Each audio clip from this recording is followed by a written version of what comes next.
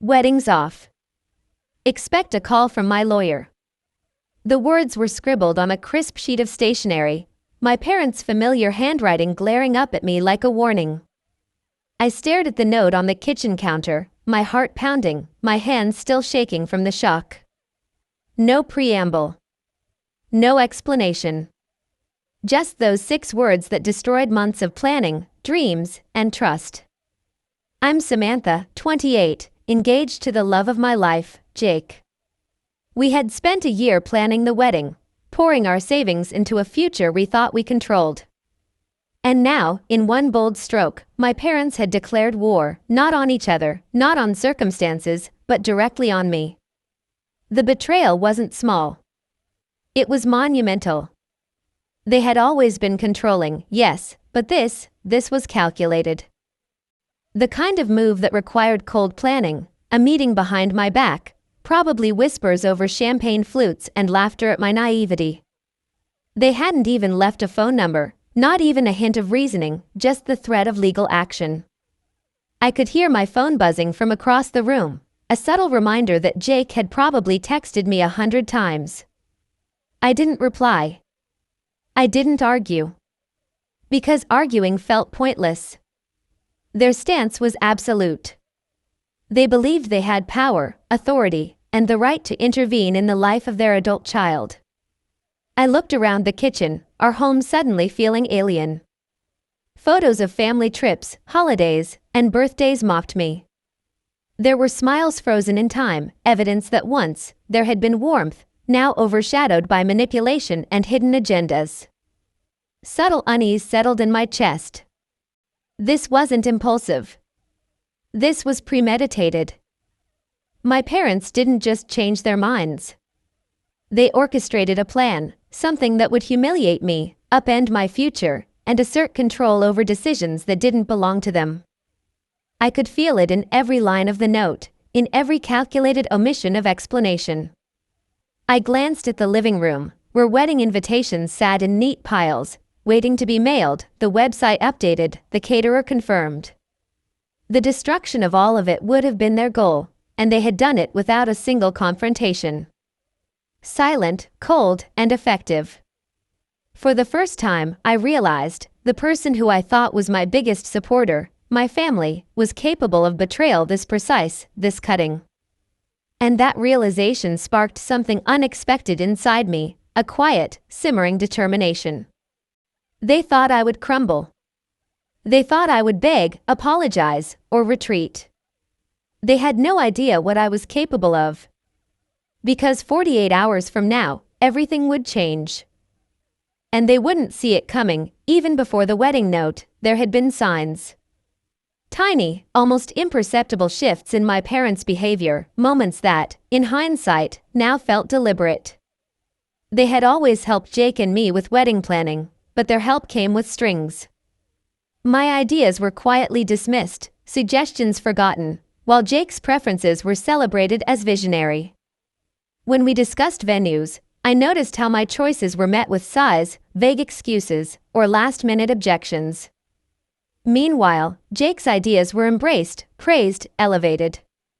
It stung, but I wrote it off as typical parental favoritism. Then came the secret calls. Mom would vanish for hours under the guise of errands, returning with a carefully neutral expression. Dad's phone would light up constantly during dinner, hushed conversations that abruptly ended when I walked by. I couldn't see their faces, but I felt their intent. Something was being planned, something behind my back. Even money had become a battlefield. Wedding deposits I had painstakingly saved for were suddenly under review. Invitations I had ordered were questioned as too expensive or not appropriate. Meanwhile, Jake's choices, from the catering budget to the entertainment, were defended as perfectly reasonable. My own contributions were scrutinized as though I were the problem. Small lies peppered the days leading up to the note. Mom would say, "I didn't get your emails," only for me to discover them marked as read. Dad casually misrepresented facts to family friends, hinting that I was demanding or ungrateful. It was subtle, but deliberate enough to make me doubt myself. Was I imagining it? Was I overreacting? Emotionally, I was unraveling. Nights were spent staring at the ceiling, heart racing, stomach twisting. I questioned my own instincts, wondering if the betrayal I sensed was real or just paranoia. Every friendly comment from them now felt loaded with hidden meaning, every smile tinged with manipulation. Even Jake seemed caught in their web, unknowingly repeating their justifications, asking me to calm down or see their perspective. The tension mounted, the isolation tightening like a vice. I was trapped between disbelief and suspicion, unsure which was worse, to confront them and risk denial, or to wait and watch for more clues. And then, that note arrived. It wasn't just a shock, it was confirmation that something larger, something meticulously planned, was happening. The subtle red flags weren't coincidences. They were breadcrumbs leading to a betrayal I had yet to fully comprehend. But as fear gnawed at me, a spark of clarity emerged. I realized that noticing the signs wasn't enough, I had to act. I had to understand the scope of their plans before it was too late. And for the first time, I felt the pulse of quiet determination beneath the anxiety. If they thought I'd fold, they had another thing coming. The truth hit me like a freight train. I had suspected manipulation, small favors turned into subtle sabotage, but nothing prepared me for the full scale of my parents' betrayal. It wasn't just favoritism or secret calls. It was financial, and it was personal. While I had been saving diligently for the wedding, contributing every dollar I could, my parents had quietly redirected my savings. Every wire transfer, every gift I had entrusted for the wedding had been funneled into accounts I didn't control. The money wasn't lost, it was stolen, quietly, cleverly, to be used however they pleased. I stared at the bank statements, my hands trembling. Months of savings, months of careful planning, every detail of our wedding budget, they had seized it, claiming it was for the family, but in reality, it had padded their own accounts. Even worse, they had convinced Jake, or at least planted seeds of doubt, that the wedding was too ambitious, too expensive, that I was being unreasonable. My own fiancé, caught in the crossfire, had been subtly manipulated into believing I was somehow the problem. Heartbreak came first. I felt a deep, raw ache, like my trust had been carved out and replaced with ice. How could the people who were supposed to love me most, who had raised me, nurtured me, and guided me, do this? How could they weaponize money, dreams, and family against me so coldly? Rage followed almost instantly. It roared in my chest, hot and suffocating. How dare they? How dare they think they could control my life, dictate my future, and humiliate me at the same time? I wanted to scream, to storm into their home, to demand answers, but a quiet, cunning voice inside me stopped me. I realized that acting out in anger would play right into their hands. They thrived on chaos, on guilt, on confusion. Disbelief lingered alongside the rage. Every phone call I replayed, every text I reread, every smile they had given me in the past months, all felt like lies now, carefully constructed to obscure the truth until the perfect moment. And then it clicked. The note wasn't just a declaration of a cancelled wedding. It was the opening move in a game of control. The money theft, the manipulation, the silencing, it was all connected. They had assumed I would collapse, beg, or retreat. They had assumed that fear of confrontation would keep me powerless. But as I sat in silence, staring at the proof before me, a single thought crystallized: they had underestimated me. I wasn't naive. I wasn't helpless. I had evidence. I had clarity. And most importantly, I had a plan forming, a way to turn this betrayal into something that would expose them completely. The question wasn't whether I would respond. It was how. And when I did, I knew it would be unforgettable. For hours, I sat in my living room, staring at the pile of bank statements and emails that proved every lie, every manipulation, every stolen dollar. My chest felt heavy with hurt, my mind replaying years of subtle control and favoritism that I had once shrugged off as family dynamics. But now, the pain sharpened into something else, something dangerous. It wasn't enough to feel betrayed. Feeling hurt would get me nowhere.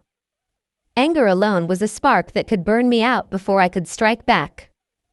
No, I needed focus as patience, strategy. The turning point came when I remembered the wedding day I had envisioned. White roses, laughter, everyone celebrating our love, not them, not their control. I realized they had assumed I would crumble at the note, that I would cancel the plans quietly, surrender my dreams, and let them walk away victorious. But that surrender wasn't in me anymore. I clenched my fists, feeling the slow shift from devastation to determination. This was my life, my money, my future, and I would not let anyone, not even my parents, take it from me. The betrayal had ignited a fire I hadn't known I possessed. They had underestimated my resilience, my intelligence, and my capacity to fight back. I stood, pacing, letting every thought coalesce into a plan. They had control over the narrative, yes, but only if I allowed it. The power of evidence, patience, and timing could turn the tables. I could reclaim what was mine, not with reckless anger, but with precision, strategy, and undeniable proof. The realization hit like a thunderbolt. This wasn't just about the stolen money. It wasn't even just about the wedding. It was about reclaiming my autonomy, asserting my worth, and exposing the betrayal in a way that could never be ignored. Every sneer, every passive-aggressive comment, every whispered manipulation would be reversed. They had tried to silence me. Now I would make them accountable. By the time night fell, I felt a calm strength settling in. The hurt was still there, but it was now a tool, sharpened into resolve. I no longer felt like a victim. I felt like a strategist, ready to reclaim what was mine and ensure justice was served, not for revenge alone, but for dignity. I allowed myself a single, quiet smile. They thought this was the end of my wedding, the end of my control. They had no idea. Because in 2 days, everything would change. And when it did, they wouldn't know what hit them. I wasn't broken. I was awakening, I didn't rush. That was the first rule I set for myself. Rushing was how people made mistakes, and mistakes were exactly what my parents expected from me. They thought I was emotional, overwhelmed, and quietly defeated. Let them believe that. Step 1 was evidence. I opened every folder I'd ignored for years. Bank statements. Transfer receipts. Old emails labeled family expenses. I cross-checked dates, amounts, patterns. Slowly, a picture formed, money I had been sending temporarily for the wedding, for shared investments, for house payments, quietly rerouted into accounts with my parents' names on them. Funds they now claimed were gifts or family contributions. I saved everything.